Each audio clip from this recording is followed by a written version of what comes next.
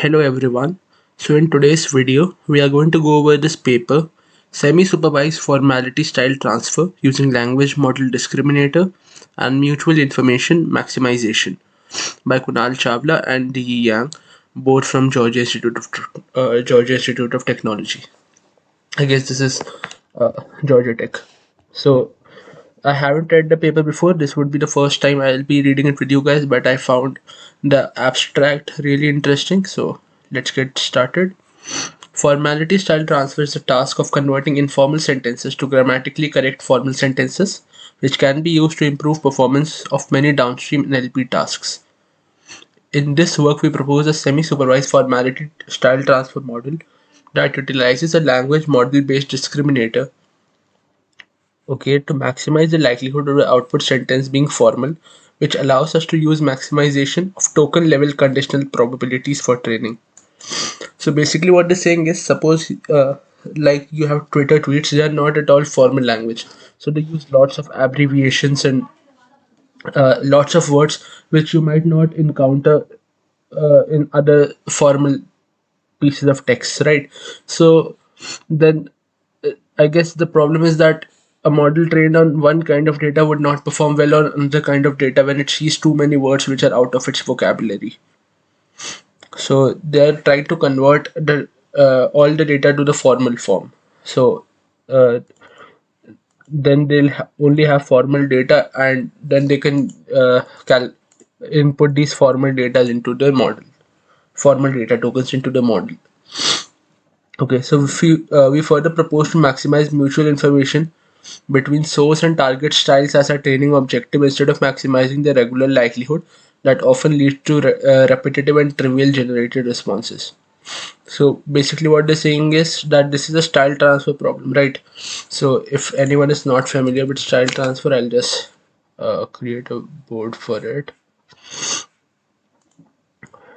Style transfer is basically you have a sentence S1 in the context of sentences, and you have a sentence S2. So S1 has a content C1 and it has a style of writing. Let's call it X1. So these are not all standard terms. I'm just using random terms. Similarly, this is C2 and this is X2. Right. Suppose you want to convert S1 into the style of S2 while retaining the content C1. That is a style transfer problem. So you want a new sentence S1 prime which has the same content but it has this style. So this is a style transfer problem. So you want to preserve this content but you want to totally change this style. So as you can imagine, there are lots of problems. How do you even disentangle the style and the content and so on? So right. So max between okay, experiments showed that our model outperformed previous state-of-the-art baselines significantly in terms of both automatic metrics and human judgment. We further generalize the model to unsupervised textile transfer tasks and achieve significant improvement on two benchmark sentiment style transfer text data sets. So you can see that they have good results. So let's get into the paper. Textile transfer is the task of changing the style of a sentence while preserving the content. It has many useful applications such as changing emotion of a sentence, removing biases in natural language, and increasing politeness in text. So these are all applications of textile transfer which have been explored in other works. There is a wide availability of informal data from online sources, yet currently NLP tasks and models could not leverage or achieve good performance for such data due to informal expressions and grammatical spelling and semantic errors. So you can see why. Hence, formality style transfer, a specific style transfer task that aims to preserve the content of an informal sentence while making it semantically and grammatically correct, has recently received a growing number of attention. So I flippin' love that movie. Sweet too. I truly love that movie, right? So you can sort of guess why this would be difficult for a model to see, right? Because you see, this is a variation of the word sweet. So someone might just add a lot more ease or add word plays which the model might not be able to catch. We was hanging out a little, So this is one way of speaking, but generally when it's in plural, it's usually were. So we were spending a little time, a small amount of time together, makes much more sense. All right. So the most widely used models for formality style transfer are based on variational autoencoder architecture trained on parallel text of data, style sentence pairs with same content. However, there is a lot of inconsistencies between human-generated sentences and the output of current models, largely due to limited availability of parallel data. Right. So, in contrast, large amount of data consisting of sentences with just either informal or formal labels is relatively easier to collect. To tackle the training bottleneck, we propose a semi-supervised approach for formality style transfer using both the kinds of data. So, let's just begin with what are variational autoencoders. So, variational autoencoder. Variational autoencoders, I'm just looking for a good diagram for them to explain. Yeah, right. So basically, variational autoencoders have an input which passes through layers which get smaller. So these are encoder layers, and finally you have a bottleneck layer which has the latent space representation. Then they have the decoders which then grow larger, and finally you have the output. And to train the variational autoencoder, the common objective is to match the input to the output. So like in this image you can see they want to match x and x prime. So this z is essentially some sort of representation of x in a lower dimension, and that can be used to then feed x, a form of x, into other models. So basically this z would act instead of x in some other place. You'll just now split up the model, pick up this layer, and then use whatever representation this layer has. Then you have then they refer to parallel text of data. So basically what they're saying is dataset collection is obviously a tedious process. I've done it myself. It's very time consuming and very boring, to be honest. Suppose you have two sentences, and if you want to use like totally supervised learning, then you need pairs. So for each sentence you need a pair of its formal version. So you have informal formal pairs, and they'll have the same content but have different styles. But you can just imagine how difficult would it be. So suppose you need 10,000 sentences to train your model properly. You won't find 10,000 sentences easily. Then you'll spend money collecting all of this stuff. But say you want I'm just saying raw examples right now, but say you only need 1,000. So 1,000 seems a bit more reasonable, and then you say, okay, I'll take 1,000 of these ones, and then I'll take two corpora, one of informal style, informal, and one of formal. So it is not necessary that they'll be matched, right? So you might pick a sentence from here, you might pick a sentence from here, they might have totally different contents, but what would be common is all the sentences in this corpora are informal, all the sentences in this corpora are formal. So now they are going to use both of these. So this annotated data first, and also secondly this parent non not exactly basically there are no pairs, so you can say they are non-parallel in some sense, but style wise they are parallel because you have opposite styles. Content wise they are not parallel,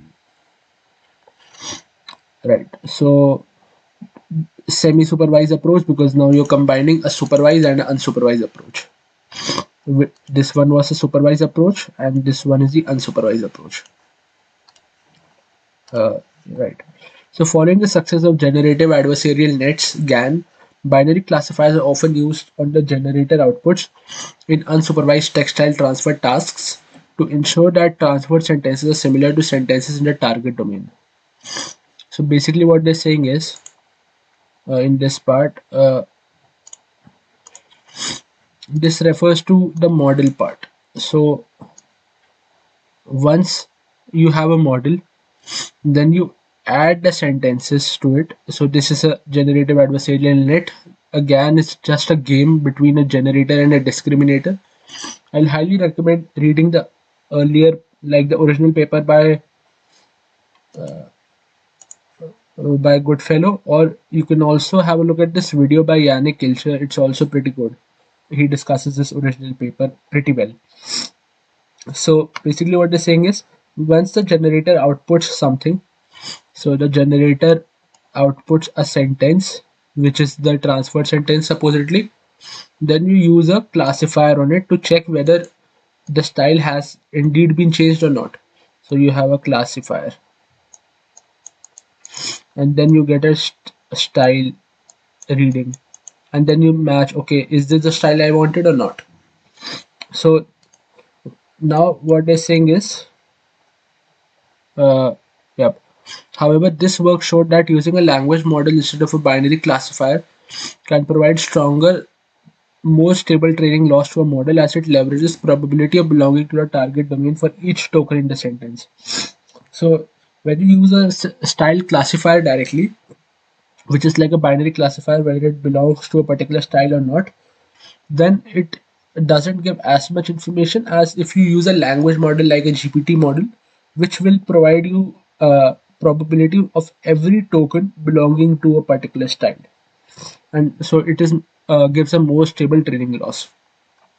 We extend this line of work to semi-supervised formality style transfer and propose to use two language models, one for source style and another for target, to help the model utilize information from both styles for training. Moreover, style transfer models are usually trained by maximizing probability of y given x, where x comma y is an informal formal sentence pair. So this is basically you give a sentence x and the formal counterpart is y, then you see what's the probability that the model outputs y given a sentence x, and you need to maximize this probability. So this is the general task when you have pairs.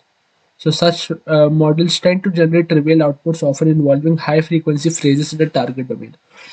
So since this is the probability maximization task, so the model can simply cheat, right?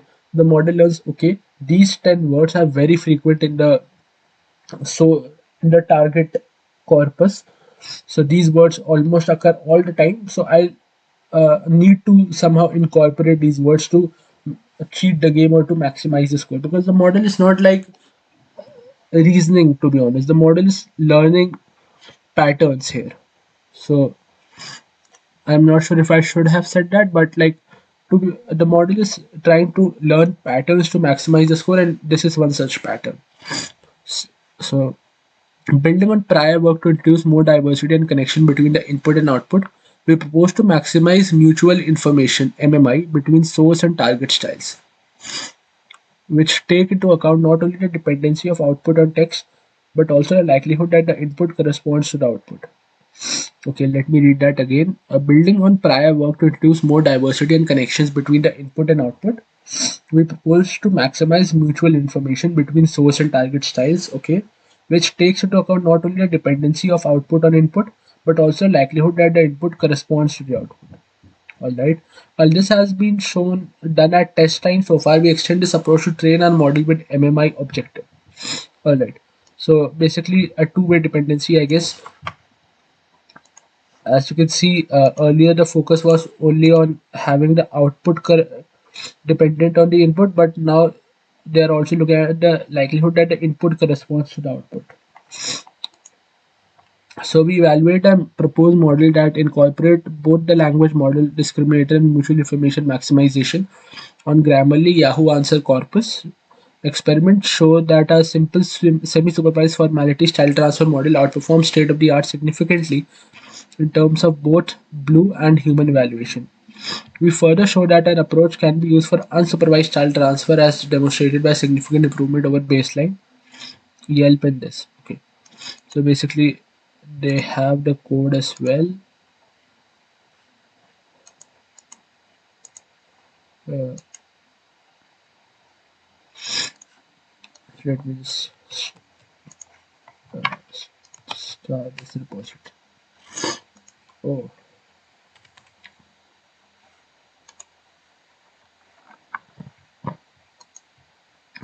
Right. So basically, they told that this is a data set they use, and the metric they used was blue and human evaluation, and in both of them, they totally beat the other state-of-the-art models. And this is a semi-supervised formality style transfer task. And they also showed that they can use their approach for unsupervised style transfer, and when they use unsupervised style transfer, then they use the Yelp and Amazon sentiment transfer corpus, and where there is no parallel data, so it's all unsupervised, and they also got significant improvements there. So related work, sequence to sequence models. So text style transfer is often modeled as sequence to sequence task. A classical architecture for that is variational autoencoder, which uses an encoder to encode the input into a hidden representation, and that then uses a decoder to generate the new sentences. Long short-term memory (LSTMs) and more recently self-attention based CNN architecture are often used as base architectures for such models. Alright. So both of these are used basically. Nothing special. These are all classic techniques. Retraining of the encoder on multiple tasks and datasets has been shown to be effective in improving performance on individual tasks. These models are often trained with the cross entropy laws on the output tokens, or in other words, maximizing the probability. Lee et al. Showed that maximizing mutual information during test time between the source and target instead can lead to more diverse and appropriate outputs in sequence-to-sequence models. Some other works maximize the variational lower bound on pairwise mutual information. We use a denoising autoencoder BART trained with MMI objective. Okay, so basically what they're saying is firstly they explained the different models which are in the market sort of, and then they talked about MMI models, and earlier it was used at test time only, but and the results were that it improved the model's output. So the model now provided more sentences with diverse words, diverse tokens, and now they've trained a BART model with an MMI objectives and autoencoder denoising autoencoder BART with an MMI objective. So BART is basically an autoregressive language model which generates tokens one at a time. So let me see if I can get a good visual for BART as well.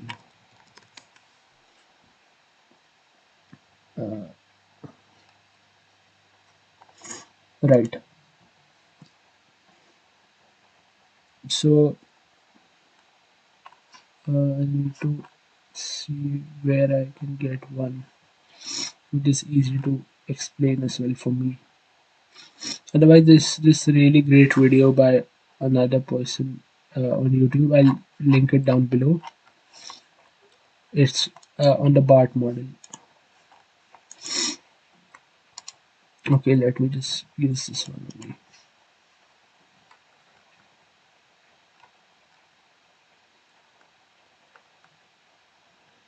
So yeah, so you have an autoregressive decoder. In the decoder, you enter the tokens. So you tell it A, B. You give it like when you give the first token, it should output A. Then it would use this first token and this next token to output B. Then it will use these two tokens and the first token to output C, and so on. So this is like how an autoregressive model works. And now when you have BART combines both the approaches into one. So let's just look at what's the full form for BART.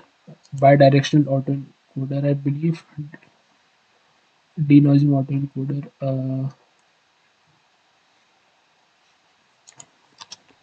Full form. Denoising sequence to sequence pre-training for natural language generation, translation, comprehension.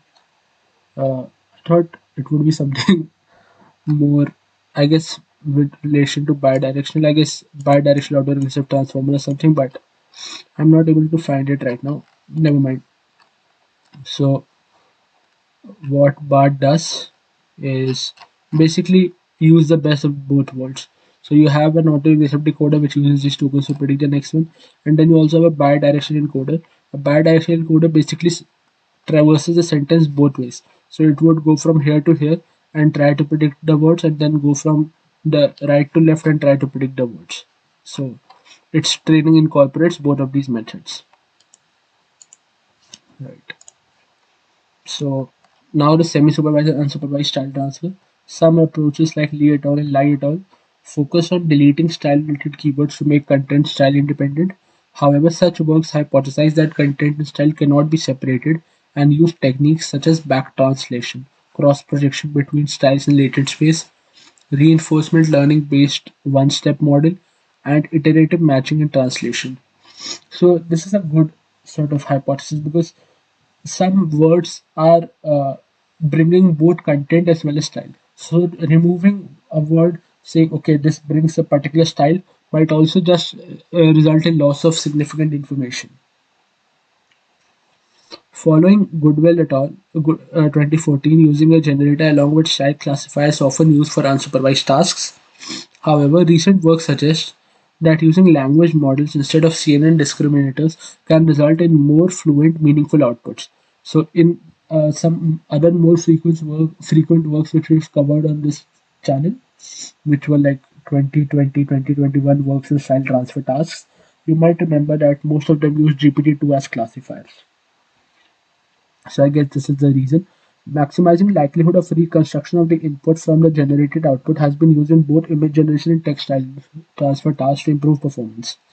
So motivated by these works, we use a language model for our discriminator and maximize cycle reconstruction likelihood as part of our training objective.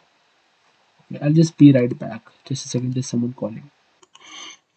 I'm really sorry about that. I might have to even leave again. But okay, so we were discussing this part of reconstruction loss.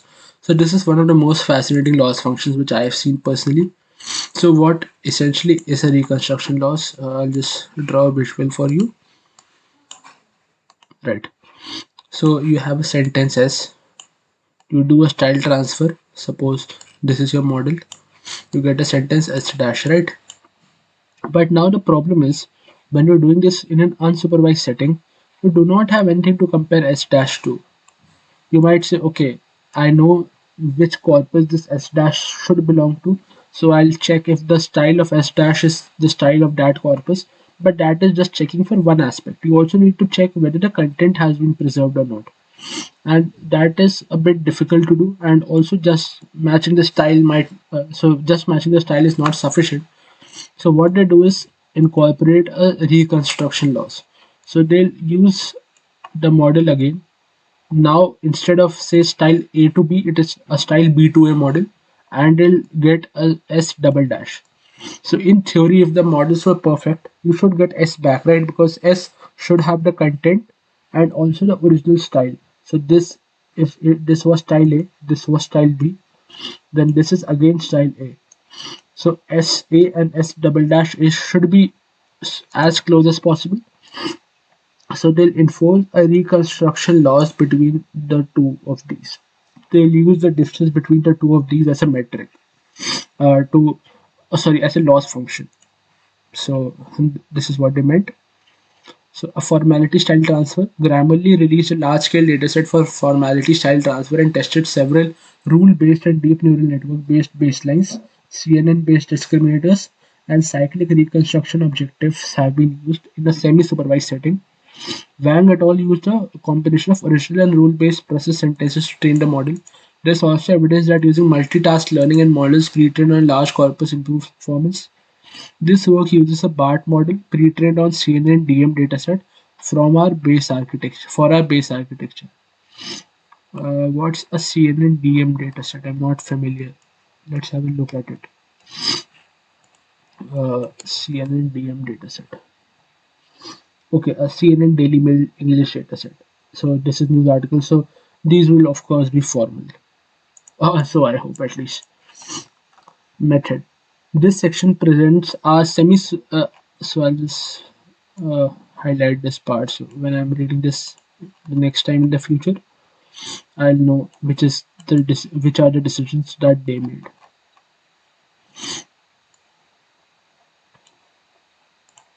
Right. So the method. This section presents a semi-supervised formality style transfer model. We detail the task and a base architecture in section 3.1. We add a language model based discriminator to the model described in section 3.2 and explain the maximization of mutual information in section 3.3. The final architecture for our model is summarized in section 3.4 and shown in figure 1. So formality style transfer. So define T formal and target style S informal. Alright, define as a store style for formality style transfer task. So basically you have formal is the target style and S is the informal source style. Let D be the parallel dataset containing source target style pairs and U be the additional unlabeled dataset denoted by US for sentences with source and UT with target style. This all makes perfect sense so far. Our base model is a variational autoencoder mechanism G that generates sentences of target style. So the goal is to maximize the probability of a sentence Y given a sentence X where theta G are parameters of the model. So I really appreciate them writing this because a lot of papers do not mention what theta G is. I guess this is assumed, but like the first time when I read a GAN related style transfer paper, I was a bit confused what really is theta G. So I had assumed it might be something related to the model architecture, but a disclaimer like this is really helpful. This is done by cross entropy loss over the target sentence tokens and generated output probabilities. So this is this maximization. To leverage maximum mutual information objective, we make the model bidirectional. It can be used to transfer source style to target as well as target to source. So hence an additional input is passed conveying to which the sentence is to be converted. Alright. So basically what they're saying is since they want mutual information, so the input should be related to the output simultaneously, the output should be related to the input. They pass an additional parameter which tells the model, okay, at this point of time you need to convert this into style S or style T. Hence our objective for a model is to maximize this. So now you can see this part remains the same. The theta G is like given these parameters and also given you need to maximize the the probability of a sentence Y given the input sentence X and a style T, which is the target style. So the language model discriminator. We add a language model based discriminator to the model. It functions as a binary classifier which scores the formality of the output generated by the decoder. It includes two language models trained independently on informal and formal data. Alright.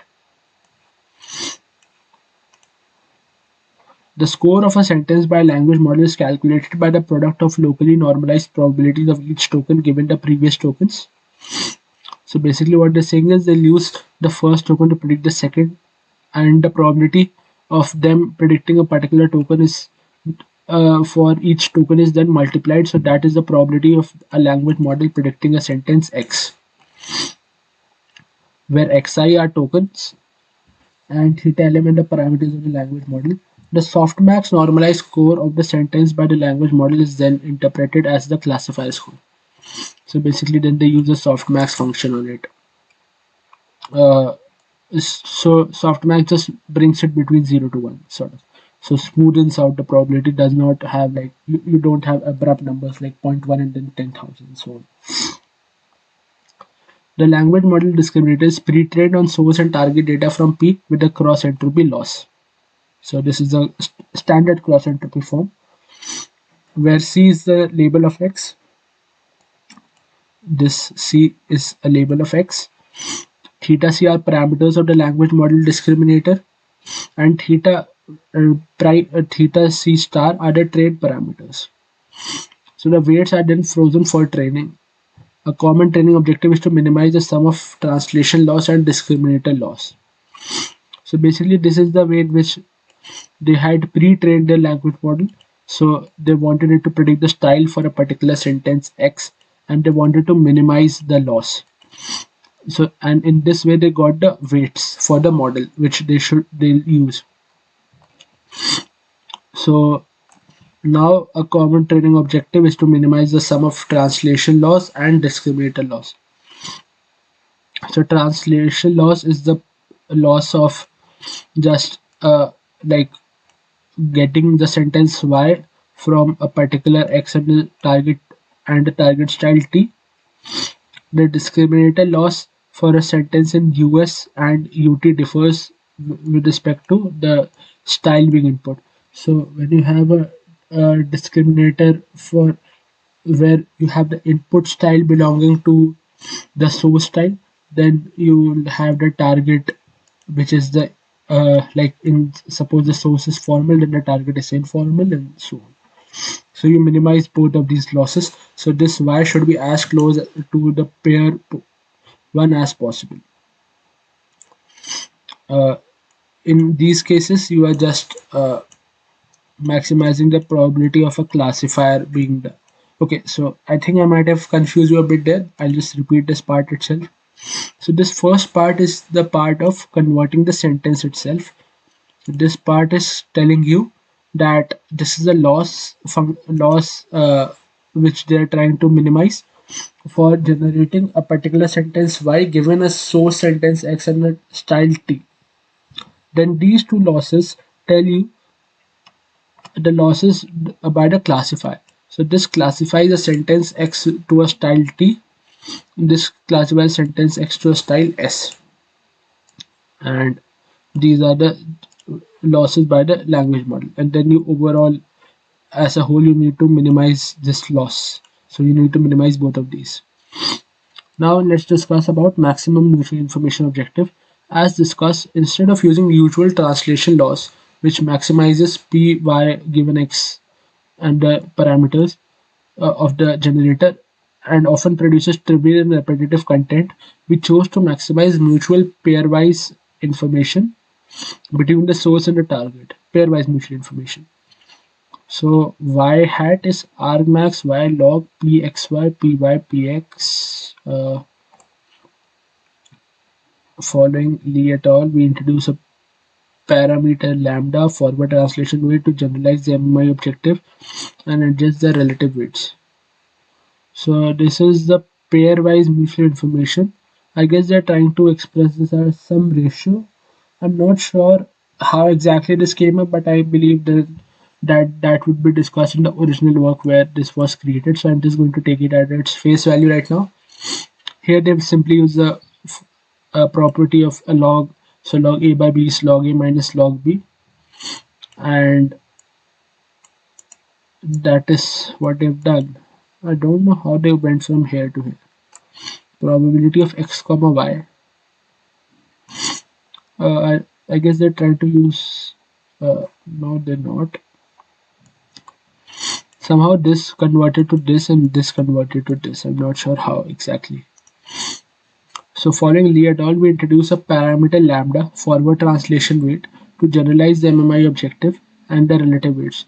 So they have a factor lambda with this and a factor 1 minus lambda with this. So the translation loss then has lambda with this and 1 minus lambda with the other part. So now let's have a look at the overall model architecture. Making the model bidirectional also allows us to leverage unsupervised data using cyclic reconstruction loss, which encourages the sentence translated to the opposite style and back to the similar style.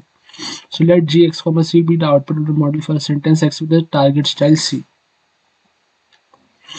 So this is the output of the model. Okay. So this makes sense now. So you are predicting a sentence with the model G using the input sentence and the style, which is the target style. Then you also want to predict the sentence back, right? So you use this and the original style to get back the original sentence. So that is a cyclic loss. So they use the cyclic loss in both forms for both of the both corpus in the unsupervised data set. So W disk and W cycle denote the weights for discriminated and cyclic loss respectively. So they associate a weight to the discriminated loss and a weight to the cyclic loss. And so the overall loss function for training has the translation loss and the discriminator loss and the cyclic loss. I hope that makes sense. Next, let's have a look at the dataset. So they have E&M and FNR, entertainment and music and family and relation dataset. Let's just read. So they've given the statistics. So how many training, valid and test dataset they have. For the unsupervised data, we crawl Twitter data for informal data and we use book corpus for the formal data. That's a fair assumption, I guess. In the pre-training step, we train the language model discriminator on the unannotated informal and formal data. The detailed process is given. Okay. So the pre-processing in experimental setup. The text was pre-processed with a byte pair encoding with a vocabulary size of 50,000. So this is the same encoding which is used in BERT. For pre-training, we trained the language model discriminator with the unsupervised data with cross-entropy loss. For training, we merged both datasets of Jiva AFC and used the training objective as described in section 3.4 to train the model. We use FairSec library built on top of PyTorch to run our experiments. We use BART large model pre-trained on CNN Daily Mail summarization data. For our base encoder and decoder, okay, BART was chosen because of its bidirectional encoder, which uses words from both left and right for training as well as superior performance on text generation tasks. Its training objective of reconstruction from noisy text data fits our task well. We choose a model pre-trained on CNN-DM dataset because of the relevance of its decoder pre-trained on formal words. So basically, they're using this pre-training setting because CNN Daily Mail is a formal, polite, a formal setting, a formal style dataset. Both the decoder and encoder have 12 layers, each with 16 attention heads and a embedding size of 1024. We share the weights of encoder and decoder across the forward and backward translation using a special input token to the encoder. For the language model, we use a transformer decoder with 4 layers and 8 attention heads per layer. Okay, so this is like them explaining the model structure. So they use a decoder encoder with 12 layers and 16 attention heads and the hidden embedding size of 1024. They also shared the weights for encoder and decoder across the forward and back translation tasks using a special input token to the encoder. And for the language models, they've used a transformer decoder with 4 layer and 8 attention heads per layer. One NVIDIA RTX 2080 Ti with 11 GB memory was used to run the experiments with the max to conserve 64. We also update the frequency. We also use update frequency for increasing the effective batch size. Adam optimizer was used to train the model, and the parameters for fine-tune the model was selected based on perplexity of informal to formal. Translation and validation data. Beam source 10 was used to generate sentences. A length penalty 2 was used to reduce redundancy in the output sentences. Further details in the appendix. Alright. So the evaluation metric. The result was evaluated on Blue. We use a word tokenizer and corpus Blue calculator from the NLTK to calculate the Blue score. Due to subjective nature of the task, Blue does not capture the output of the model well. Due to subjective nature of the task, Blue does not. Okay, right. Blue, since Blue looks at some.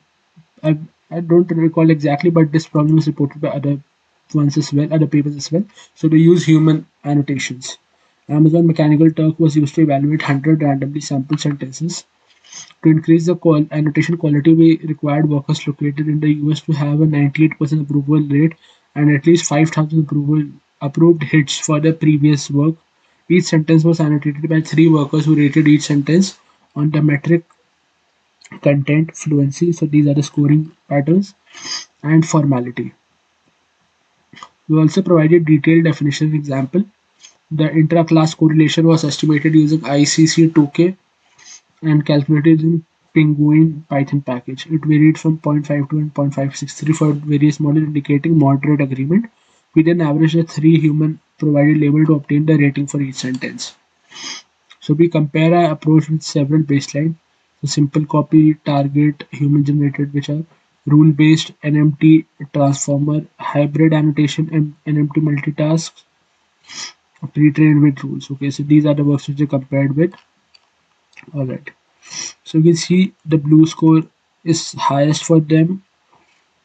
The content preservation is lacking by 0.03. They have the highest fluency. They have the highest formality. and you can see that they are outperforming everything almost, but in the content one they are lacking by a very small margin. So these are all the models they've described. So they have described their own model with different configurations. The results are summarized. Our proposed model achieves significant improvement with 3.82 absolute increase in blue on ENM and an increase of 3.42 on FNR by utilizing the language model discriminator. Ours achieves state-of-the-art on both subsets of GYFC, boosting. Okay, this validates the effectiveness of our semi-supervised formality style transfer models. True. Details on runtime and memory requirement. Okay. Consistent with the qualitative result, human annotation showed that ours produced more fluent and formal outputs compared to our selected baselines. Pre-trained with rules was rated to have better content preservation but lower fluency or formality. This is possibly due to different approaches taken to dealing with slang and idiomatic expression. So in their work, they tend to keep the content at the cost of formality of the output, while Zhu et al. For and our model often ignore the content. So two boy redneck as hell play guitar, two boys play guitar, omitting details like redneck which are rarely mentioned in formal language. Alright. So this makes sense. However, we observed that our comparable human annotation results between target and ours are model which is slightly higher score on formality of the sentence compared to human generated outputs. This may suggest that the model has a tendency to increase the formality even if it loses a bit of meaning preservation. We also found that additional unsupervised data helps. Compared to ours-based language model discriminator improved performance with blue score. Note that our method is generic and can be further combined with baselines. Okay, so these are some examples, right? We notice that blue does not necessarily correlate well with frequency, which is consistent with previous studies. Many fluent sentences did not capture the meaning. Conversely, it is possible to have high intersection with gold label sentence but still not be fluent. So you might have just patches of text, but they do not make sense together. Some qualitative results are mentioned. Okay, we observed that the model consistently generates better translations compared to the previous methods, especially in terms of dealing with proper nouns, informal phrases, and grammatical mistakes. So this is a very good thing since they are able to achieve this stuff. Now the testing on unsupervised data, we further extended the method to unsupervised tasks using only the cyclic reconstruction and language discriminator losses. So they removed that loss where you had yx, the pairwise loss. The corpora, so they use Yelp and Amazon. They use Blue, accuracy, and G-score metric, and we use script and sentiment classifier to evaluate our from we use the script and sentiment classifier from Lee et al. To evaluate our outputs. Results were averaged for the two directions, positive to negative and negative to positive with 500 sentences. We compare results with previous state-of-the-art style embedding and multi-decoding, learn and embedding of the source style such that a decoder can use it to reconstruct the sentence, but a discriminator which tries to identify the source attribute using the encoding fails. Cross-aligned also encoded the source sentence with vector, but the discriminator looks at the hidden states of the RNN decoder. Okay, so these are the works which they compared to, which were the previous state of the art. Lee et al. Extracts content words by deleting, retrieving, and then combining. They also provide three variants of the model: word level conditional GAN. Also try to separate content and style with the word level conditional architecture. Dual reinforcement uses reinforcement learning for bidirectional translation without separate style and content. Iterative matching iteratively refines imperfections in the alignment of semantically similar sentences from the source and target dataset. We use the performance numbers for these approaches for either the original sentence when the model evaluation protocol is similar to us or by evaluating publicly released outputs. Okay, so this is their method of evaluation. So for performance, they directly picked up the publicly released outputs or they are evaluated again using the protocols in the original paper. Right. So these are the scores. So theirs had the highest Blue and G score on Yelp and on Amazon. Retrieve on their accuracy was lower as compared to the state of the art, but Let's just see what their discussion for this is. Okay, so our model retains slightly lower accuracy, resulting in but preserves more content, resulting in higher G-score on both data. So this suggests that our approach can generalize well to unsupervised self-transfer tasks. Right. So this was predominantly semi-supervised, but even in unsupervised setting, they are doing pretty well. So model analysis and discussion. Although our model performed well on formality style tasks, there is still gap compared to human performance. To understand why the task is challenging and how future research could advance, we take a closer look. Okay. So effect of forward translation weight. MMI objective is equivalent to weighted sum of source to target and target to source. We show the effect of forward translation weight and find that MMI objective helps perform as compared to health performance. Okay. However, equivalent weighting of two directions does not result in best performance. They have a bias.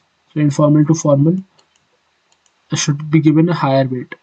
We posit that discovery because unlike formal, informal sentences do not follow a particular style, they vary. So to correct them is a bit more difficult, and hence the objective of generating this should be assigned less importance than the forward task. So they vary from structurally correct with some mistakes to just a collection of telegram style keywords, and hence the okay, right. So haven't they written this the opposite then? The objective of generating this should be assigned less importance than the forward task, because the informal to formal has, I guess, the for it depends on what they are calling the forward task. Cyclic and discriminated loss. In our model, we used unsupervised class labeled data to train our model using cyclic and discriminated loss. We also conducted experiments to use these losses. However, training on parallel data using these objectives can lead to MMI objective. In addition to MMI objective did not result in additional improvement, alright, while increasing the training time and monetary memory requirements. Partially this could be because maximizing target sentence probability already captures the target style. Hence discriminated loss does not help. Similarly, maximizing mutual information ensures that the target to source translation is also a maximization objective during training, hence reducing the effectiveness of cycle reconstruction loss. Therefore, we conclude that maximizing mutual information during training is sufficient for parallel data. Alright, so let's just break the sentence by sentence. They uh, conduct experiments for parallel data. So training on parallel data using the objective did not result in additional improvement while increasing the training time and memory requirements. Alright, partially this could be because maximizing target sentences probability already captures the target style, hence discriminated loss does not help. Similarly, maximizing mutual information uh, ensures that target to source translation is also a maximization objective during training, hence reducing the effectiveness of cycle reconstruction loss. So they conclude that only this is sufficient.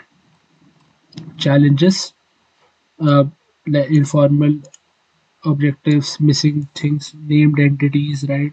Sarcasm or rhetorical question, repetition, spelling mistakes, slang and idiomatic expressions, right?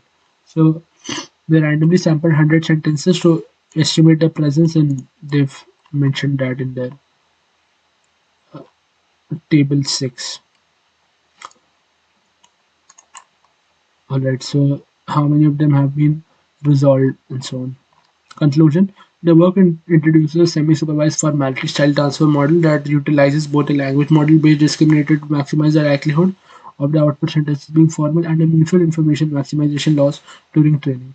Experiments conducted on a large-scale formality corpus showed that a simple method significantly outperformed previous approaches in both automatic metrics and human judgment. We also demonstrated that a model can be generalized well to unsupervised style transfer tasks. We also discussed specific challenges that current approaches face with this task. So Georgia Tech solved group for feedback and media. So this was a pretty good paper, to be honest. I really enjoyed reading it. I don't think I got a chance to have a look at this diagram. Let's have a look at it now. So you have x comma y belonging to a data set. S and T are the styles. So you use an encoder. So you have different encoders. You have different decoders. Both of these along with the style. Okay, so I'll just be right back. Yeah, I'm really sorry, guys, for that call. Yeah. So then you output these with the style. So then you get the discriminator loss. You also then input the other style to get the maximize mutual information, and you also have the cyclic loss, which uses the output from here going all the way to the encoder and then to the decoder and trying to repredict X. I won't be going into the appendix section. Okay, so they don't even have it here. They have, I probably guess they have it in some like the full version present somewhere else. But this was a pretty great read, and thank you guys for joining in. Please like, share, subscribe, and recommend any other papers which you might find interesting.